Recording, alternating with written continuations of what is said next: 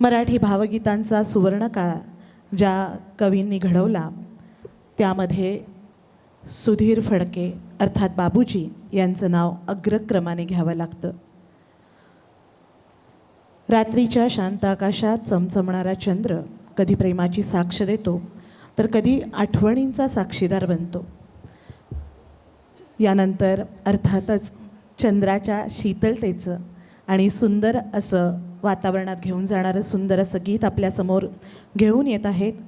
तोच चंद्रमा नभात गीतकार शांता शेळके आणि सादर करणार आहेत आपल्यासमोर अभय गुंडेवार. प्रेमातील विरहाची आणि आठवणींची भावना सुंदर शब्दात मांडणारं हे गीत. गीताचे बोल तोच चंद्रमा नभात. मूळ गायक सुधीर फडके, गीतकार शांता शेळके आणि आपल्यासमोर घेऊन येत आहेत अभय गुंडेवार. तोच चंद्रमा नभात तीच चैत्र यामिनी. तोच चंद्रमा नभात तीच चैत्र यामिनी. एकांती मज समीप तीच तोही कामिनी. तीच तोही कामिनी. तोच चंद्रमा नभात.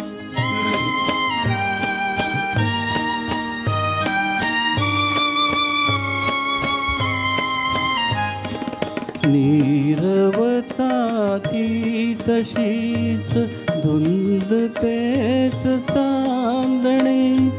छाया निरेखियले चित्र तेच देखणे. जाईचा कुंज तोच तीच गंध मोहिनी. एकांती मज समीप तीच तोही कामिनी. तीच तोही कामिनी.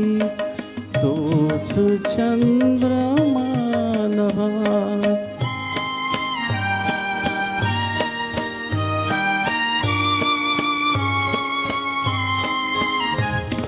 सारे जरी ते तसेच धुंदी आज ती कुठे.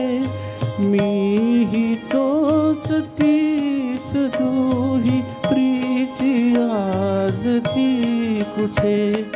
तीन हार्तता उरात स्वप्न तेन लोचनी. एकांती मज समीप तीच तोही कामिनी. तीच तोही कामिनी.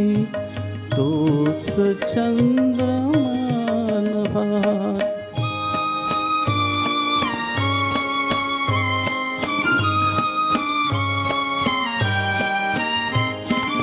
त्या पहिल्या प्रीतीच्या आज लोपल्या खुणा.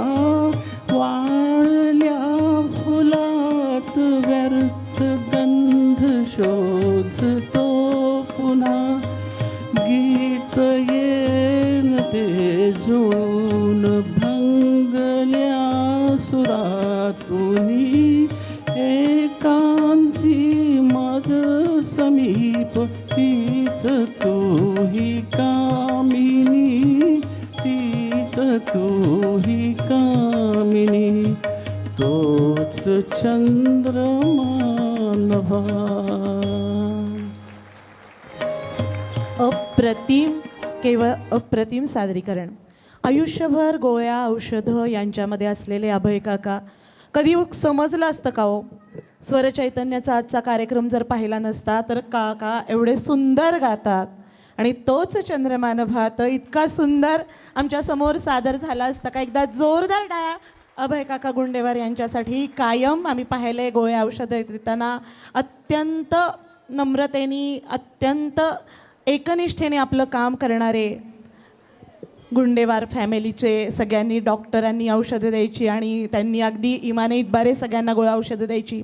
या कार्यक्रमाच्या निमित्तानं खरंच सांगते की जगण्यातलं हे जे चैतन्य आहे, खऱ्या अर्थानं या कार्यक्रमाचं, या समूहाचं नाव स्वर चैतन्य.